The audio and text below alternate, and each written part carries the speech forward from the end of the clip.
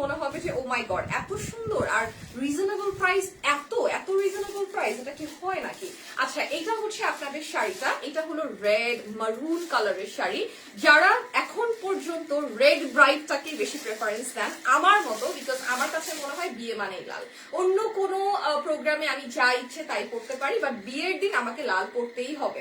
So এটা হচ্ছে আপনাদের রেড শাড়িটা, এবং এটার মধ্যে কিন্তু আপনাদের একদম পিওরলি কারচুপির ওয়ার্ক করা আছে, এবং এটা হচ্ছে পুরোটাই আপনাদের জারি এমব্রয়ডারির ওপরে। আমি ডাবল পার্ট করে ধরছি বিকজ যেহেতু আমি অলরেডি অনেক লাইট একটা কালারের শাড়ি পরে আছি, আমি চাচ্ছি না কালারটা কোনোভাবে 19-20 হোক আর কি। সো কালারটা নিয়ে আমি একটু সবসময় টেনশনে থাকি যখন আমি লাইভ করি। সো এইটা হচ্ছে আপনাদের শাড়িটা, আর আমি দুইটা শাড়ি যেহেতু মাসলিনের পরে আছি একটু স্লিপ করতে পারি। হচ্ছে আপনাদের শাড়িটা মাসলিনের উপরে আপনারা শাড়িটা পেয়ে যাবেন। সম্পূর্ণ শাড়িটা দেখতে অসাধারণ সুন্দর, আর পুরোটার মধ্যে আপনারা জারি এমব্রয়ডারি তো পাচ্ছেন, কারদানার ওয়ার্ক পেয়ে যাচ্ছেন। শাড়িটার আঁচলটা একটু দেখাই, এটা হচ্ছে আপনাদের শাড়ির আঁচলটা, ট্যাসেল ইউজ করা আছে।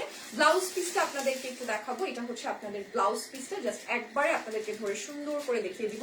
ব্লাউজ পিসটাও আপনারা এরকম সুন্দর ব্লাউজ পিস পেয়ে যাবেন, যেটার মধ্যে অল ওভার কারচুপি এন্ড কারদানার ওয়ার্ক করা আছে। আর যেহেতু আমি বললামই যে বিয়ের সিজন চলে এসেছে, মানে বিয়ে বাড়ি আর কি, এক কথায় যেহেতু বিয়ে বাড়ি, তাই এই ধরনের শাড়িগুলো কিন্তু বিয়ে বাড়ির জন্য একদম সুপার ডুপার বেস্ট যাকে বলে। আপনারা জাস্ট একটা স্ক্রিনশট নিয়ে নেবেন, ঠিক আছে?